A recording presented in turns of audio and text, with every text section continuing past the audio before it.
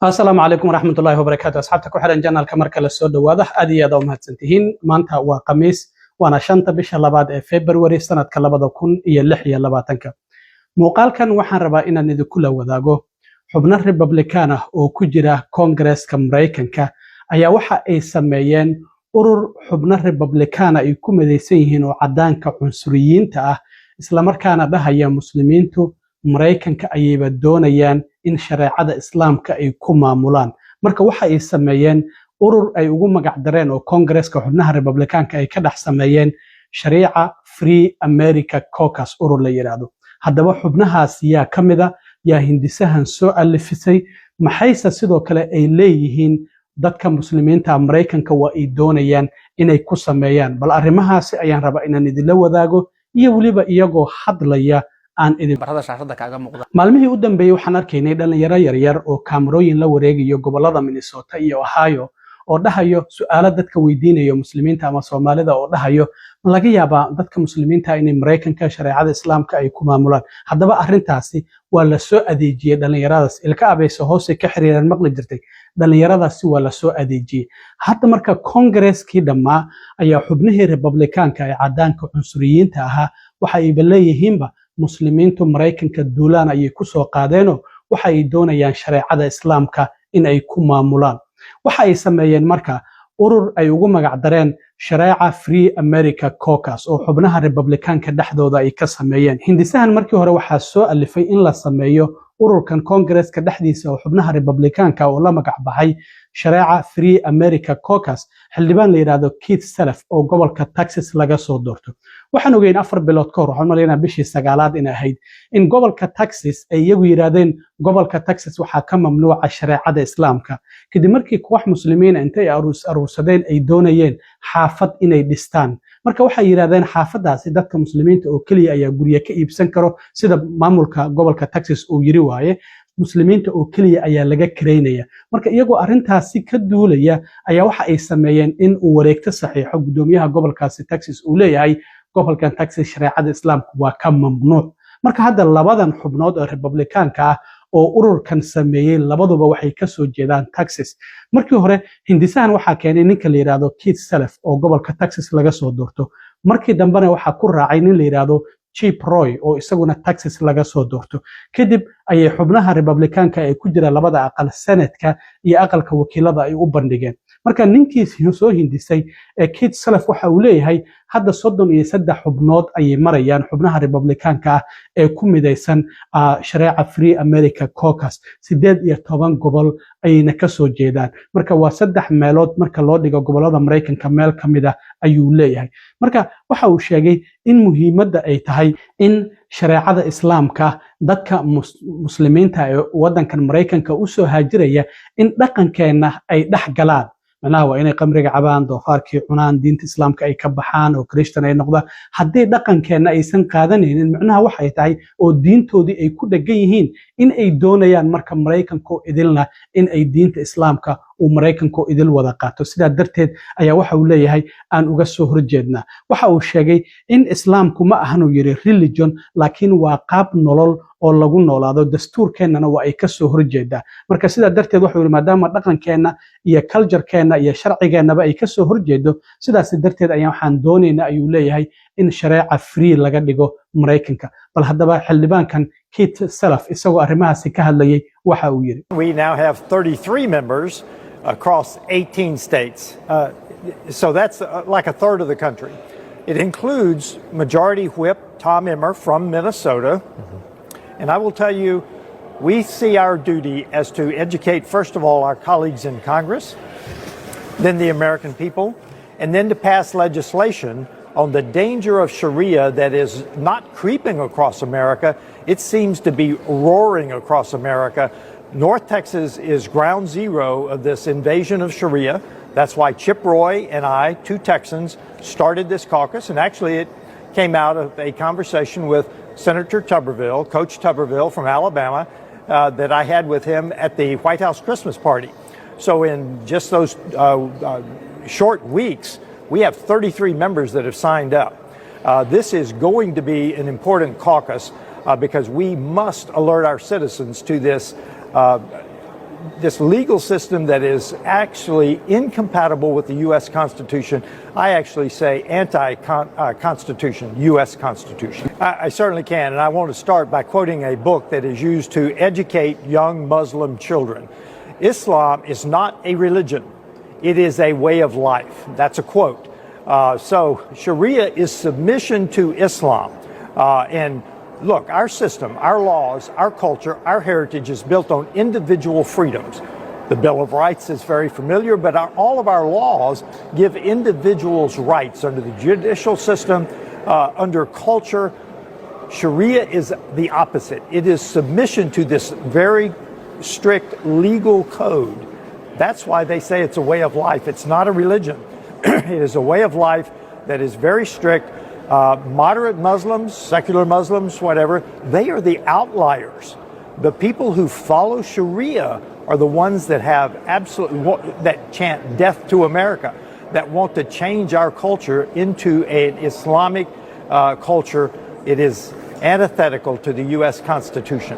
sidoo kale waxaa jira xildhibaan laga soo doorto gobolka Minnesota oo isagana la yiraahdo Tom Emmer marka hoggaanka xisbiga Republicaanka ee aqalka wakiilada la yiraahdo waa qofka saddexaad waxaa ka horeeya afayeenka oo Mike Johnson ah iyo sidoo kalena Steve Scalise waa qofka saddexaad isaguna sidoo kale shalay ayaa shir jaraa'id oo ay qabteen xubnahan uu ka hadlay waxa uu sheegay in arintan ay tahay muhiim maxaa yeelay ayuu yiri waan u mahadcelinayaa xubnaha bilaabay shareeca Free America Caucus-kan maxaa yeelay waxa uu yiri gobolka aan ka soo jeedo Soomaali fara badan ayaa waxa ay ka sameeyeen musuqmaasuq sidaas darteedna fikirkan waxa uu yiri dadka muslimiinta ah waxa muuqanaysa in uusan dhaqankeena uusan la jaan qaadi karin sida darteed ayaa waxa uu yiri marka dadku ay wadankeena ay u soo haajiraan waxa waajib ah ayuu yiri in inaga ayna dhax galaan oo dhaqankeena iyo ay qaataan wax kasto laakiin haddii ay diidaan ayuu yiri waxa nagu waajiba annaguna inaan difaacno qiimaha uu leeyahay wadankeenan aadka u weyn oo caalamka laga qadariyo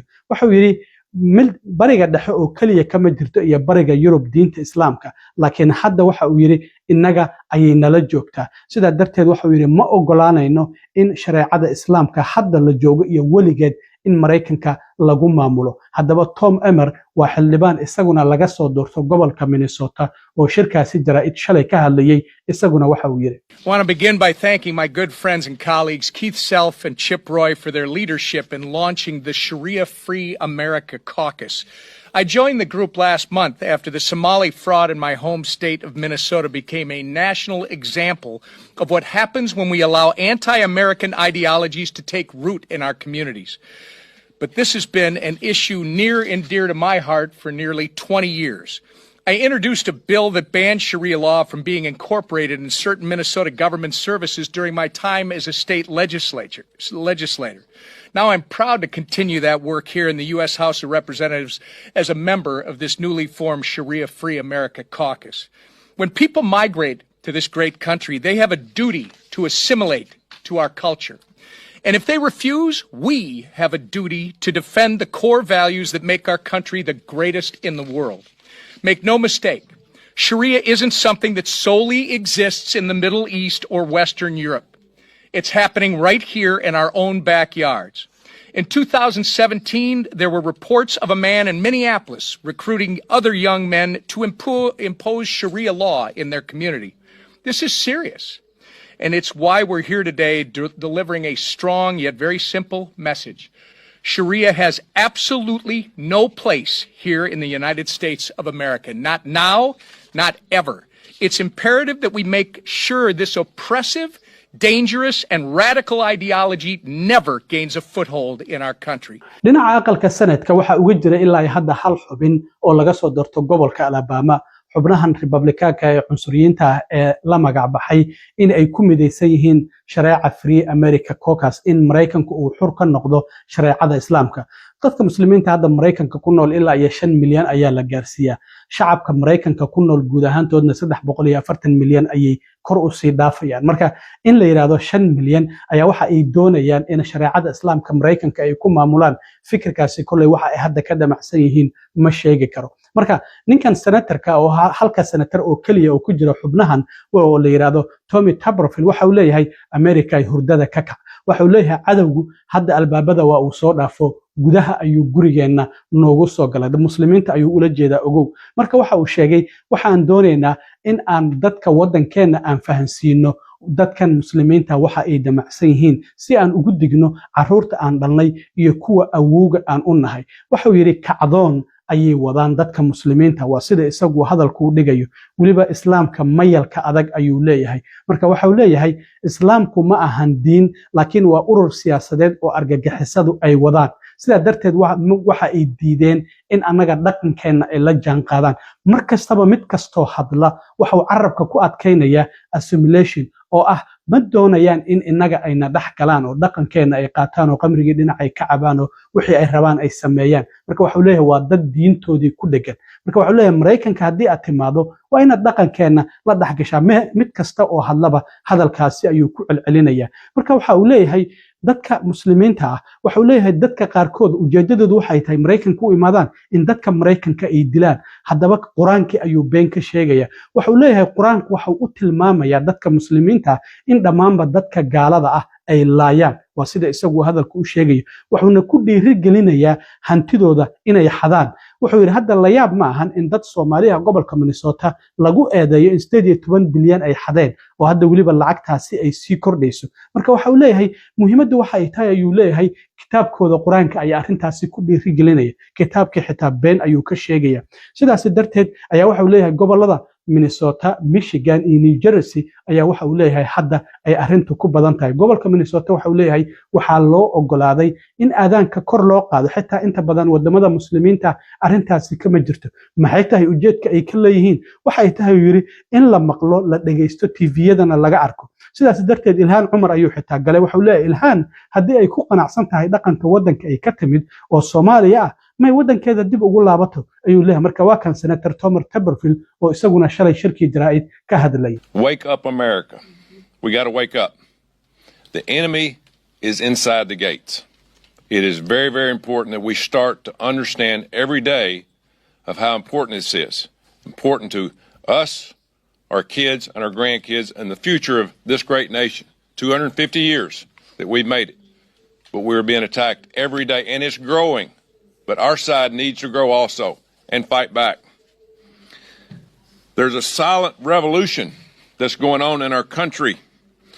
We have to remember that radical Islam is not a religion. It is a political organization run by terrorists. No easy way to put it. Islamic extremism is infiltrating the U.S. and refusing to assimilate. But what's even darker than that, many of them are openly admitting that they are here with the intent to destroy our country and to kill Americans. They couldn't put it any more clear. This is not a secret. The Quran instructs them to kill all infidels. It specifically encourages them to behead all infidels. If you're not a Muslim, they don't want you here.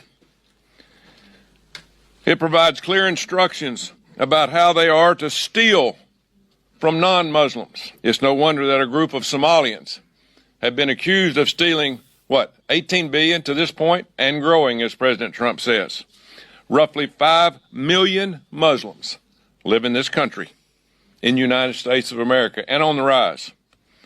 We do have people who are Muslims in this country, of Muslim descent, who do not practice Sharia law, and they are welcome because they want to assimilate to our culture. But woke cities like Michigan, Minnesota, and New Jersey are replacing American civic norms with radical Islamic policies.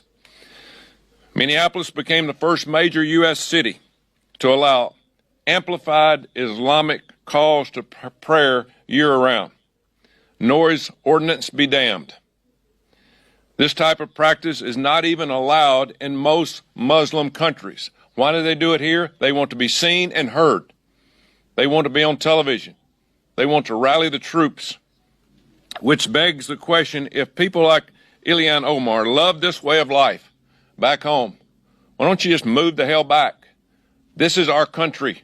marka sida hadda muuqato masaajidii ayaa loo soo socdaa dadkii muslimiinta markii hore waa tii xawaaladihii la galay hadda masaajidii ayaa waxa muuqanaysa in dadkii muslimiinta inkastoo wadankan Mareykanka qof kasta uu xur yahay diintiisa sidii uu rabo in uu u practice gareeyo haddana sida muuqata duulaankan ayay bilaabeen xubnaha Republicaanka ee cunsuriyiinta ee ku jira Congress-ka waxay leeyihiin anaga waa naloo yimid muslimiinta waxay doonayaan Mareykanka in shariicada islaamka ay ku maamulaan marka dadka muslimiinta arintaasi ha ogaadaan nimankan dhalinyarada ay kaamarooyinka la wareegaya socda inaysan ahayn dad iska socda ee dad la soo diray hadda canugii Nick Charlie waa Congress-ka waa tii la wareystay oo xitaa su'aalo la weydiiyo arrimihii uu soo duubay wax laga weydiiyey marka arrimahaasi ayaan rabay inaan dadka muslimiinta ee ku nool Mareykanka iyo guud ahaanba caalamka aan la socdo si in dhaqdhaqaaqaasi uu ka bilowday Congress-ka dhexdiisa isla markaana uu socdo aad iyo aad saaxiibkan cilmi waaro idin la sida iyo nabadgelyo